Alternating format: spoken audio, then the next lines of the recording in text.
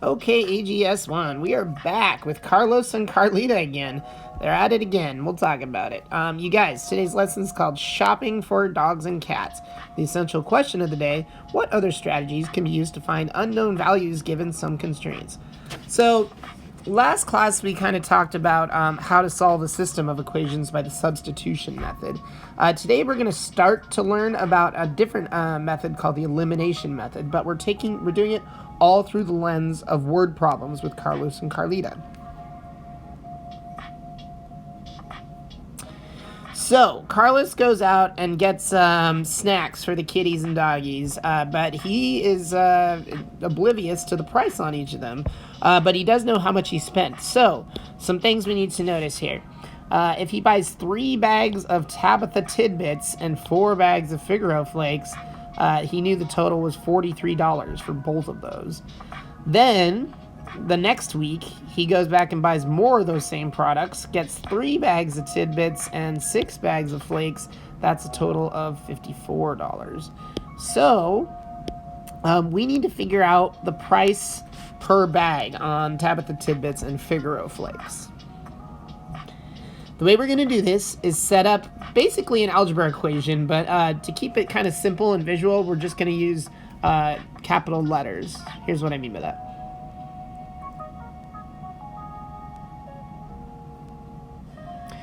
In week 1, he bought 3 bags of Tidbits and 4 bags of Flakes, and that was $43. So here's the 3 bags of Tidbits and the 4 bags of Flakes, and that was $43. Then in the second week, he bought 3 bags of Tidbits and 6 bags of Flakes, and that was $54. This problem is actually kind of nice because he bought 3 Tidbits each week. So here's the method. We're going to take this entire equation, which is basically like an equation of adding like 3t plus 4f equals 43, and we're going to subtract it from this equation. So if I like match up the Tidbits and the Flakes, we can kind of cancel them out. So we can go say like, that these 3 get canceled with these 3, and then these 4 get canceled with these 4. So I just subtracted those out. I subtracted all the week 1 foods from the week 2, which means that I need to subtract these as well and figure out how much we have left over. Please notice that there are 2 bags of Figaro Flakes left when we subtract all that, and they'll be equal to whatever the difference is between these 2 prices. So let's get yet another color going here. If you take 54, how do I want to do this? Okay, 54 and subtract out the 43, that is $11. That means that the 2 Figaro Flakes are equal to the $11, and then if you divide both sides by 2, that means Figaro Flakes are $5.50 a piece. So that gives us the price of Figaro Flakes, but now we don't know the price of Tabitha Tidbits. If we go back to this equation right here, I'm going to substitute in our $5.50 for the Figaro Flakes, and then figure out how much the Tabithas are going to be. So let's see. That means, I'll just do it fresh. We'll go T plus F is equal to 43. Now, if I multiply 550 times 4, which is the Figaro Flakes are each 550, that means that this total price here was $22 for the Figaro Flakes. Now, those $22 get added with whatever the Tabitha Tidbits were to get $43. So, if we subtract the 22 out of the 43, so do a quick 43 minus 22 is, 11? 21? $21.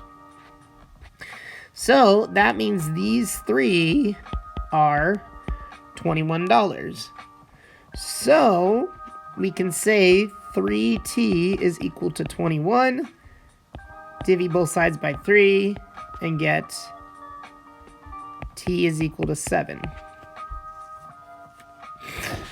So, final answer, Figaro flakes are $5.50, and the Tabitha tidbits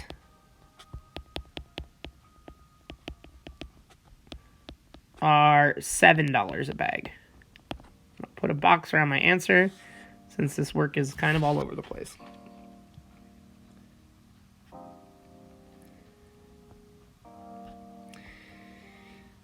The next couple weeks, so we're saying like week 1 and week 2 again, Carlos goes back to the store, but now he's buying different treats. I think those original treats up there were for cats, and now he's doing dog treats. So, the facts. Let's see. He buys, once again, he doesn't notice the price on these things, but we need to figure out the price of Brutus Bites and Lucky Licks. So, 2 bags of Brutus Bites and 3 bags of Lucky Licks was $42.50 together. 5 bags of Brutus Bites and 6 bags of Lucky Licks was $94.25. I want to approach this the same way we did the last one, where we're just going to draw visually what's happening. Now, the last one was nice because, there was an equal amount of Tabitha tidbits in each week. Now we don't have an equal amount. What we do notice, though, let's see. 1, 2, 3, 4, 5. Did I do that right? 5 and 6, 2, 3, and 6. Okay, yeah. Please notice that there are 3 bags of Lucky Licks here, and there are 6 bags of Lucky Licks here. Which means if we take this entire equation and we double everything, like it would still, the proportions or the, ratio would still hold. If you double the bag, double this, then you would double this. They would tell you how much it would cost for 4 bags of Barky Barks or whatever they are and 6 bags of Lucky Licks. They would cost double this amount of money. So I'm going to get a different colored pen here and say we're going to double the Barky Barks, whatever they are, Brutus Bites, that's what they are. And then double the amount of Lucky Licks as well. And then they won't cost this much. They will cost whatever double $42.50 is. So that would be $85. So now all of this added together is $85. So we got rid of the $42.50 and doubled it up to $85. The reason that we did this move is now this is the same as this. It's 6 bags of Lucky Licks, which means we can use the same method from the first problem, where we can kind of subtract them out and then figure out the difference between the Barky Bits or whatever they are. Borky Borks?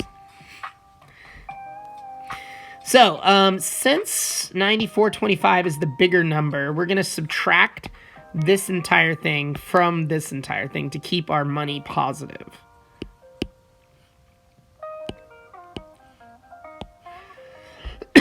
So, these 6 Lucky Licks cancel out with these 6. So the Lucky Licks are totally gone. But then there's 4 Barky Barks. 1, 2, 3, 4. Which leaves us with just 1 bag of Brutus Bites. So we need to subtract these 2 prices to figure out how much that 1 bag was worth. So we see 1 bag was equal to $94.25 minus $85. Which is $9.25. So, boom. That tells us the price for Brutus Bites, that each bag is $9.25. Now, to figure out what the Lucky Licks are, you could plug them into a couple different places, but I want to do the least amount of math possible. So I'm going to go with just this original $42.50 up here. The 2 bags of Brutus Bites and 3 bags of Lucky Licks were $42.50. So if I say 2 bags of Barky Barks Brutus Bites are $9.25, and then we add 3 Lucky Licks. This is going to be, that's an L. 3 bags of Lucky Licks is $42.50. So 2 times the $9.25 is $18.50. There's 3 L's, that's equal to $42.50. Let's subtract the $18.50 from both sides. So those will go away. So $42.50 minus $18.50 is $24.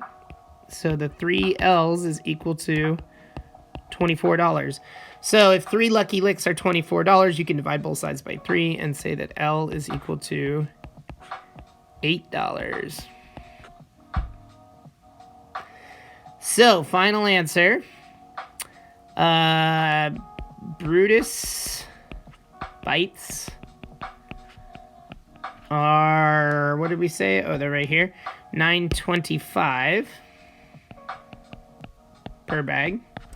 And Lucky Licks are $8.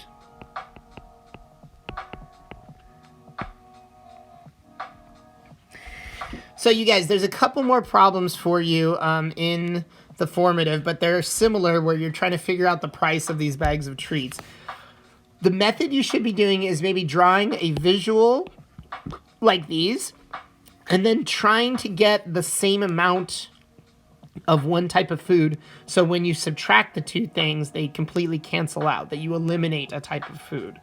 So we up here originally started with just 2 Barky Barks and 3 Lucky Licks, but down here there wasn't 2 Barky Barks or 3 Lucky Licks. So we had to figure out like what we could multiply the original one up here by, to try to get a same amount of Lucky Licks or Barky Barks and Brutus Bites down here.